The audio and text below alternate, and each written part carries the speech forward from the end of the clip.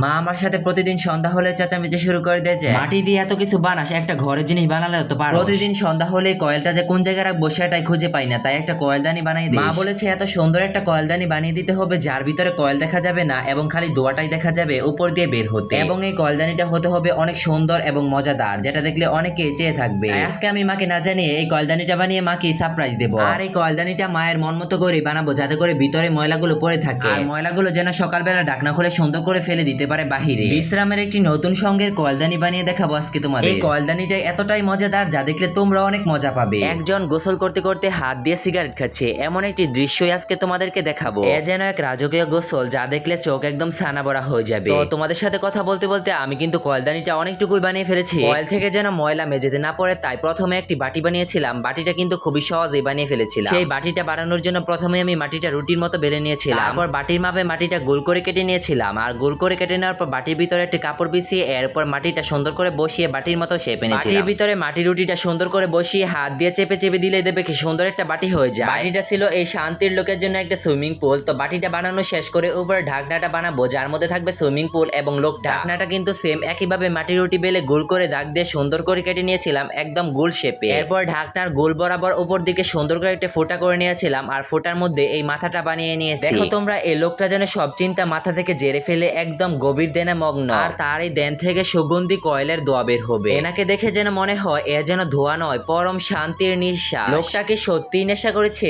আরে না, উনি নেশা করছে না, বড্ড আরামে শুয়ে আছে। আহারে কি আরাম, এরকম শান্তির গোসল যেন প্রত্যেক জনমে পায়। লোকটি হয়তোবা এরকম কথাই ভাবছে। কয়েলদানিটা একদম সুন্দর করে বানানো হয়ে গেলে সুন্দর করে রোদ্রে শুকিয়ে আমি দেখো রং করতে বসেছি। এরকম একটি নিরাপদ কয়েলদানি ভিতরে কয়েল রেখে ঘরের ভিতরে রেখে দিলে কোনো দুর্ঘটনা হওয়ার চিন্তাই থাকবে না, কারণ এই কয়েলটা থাকবে কয়েলদানির ভেতরে একদম 4-5টা ঘেরা, কোনো দুর্ঘটনা হওয়ার দুশ্চিন্তাই থাকবে না মাথার ভিতরে। পরম শান্তিতে আমরাও ঘুমাতে পারবো এবং বাচ্চারাও কয়েল ধরতে পারবে না। জানো আমি ছোট সময় একদিন কয়েল ধরতে গিয়ে হাতের মধ্যে সেকা লেগেছিল, অনেক ব্যথা লেগেছিল 2-3 দিন ভর। আর তোমাদের সাথে কথা বলতে বলতে দেখো কয়েলদানিটা কি সুন্দরভাবে রং করা হয়ে গেছে, আর দেখো কি সুন্দর করে দোয়া বের হচ্ছে যেন একজন নেশা করছে।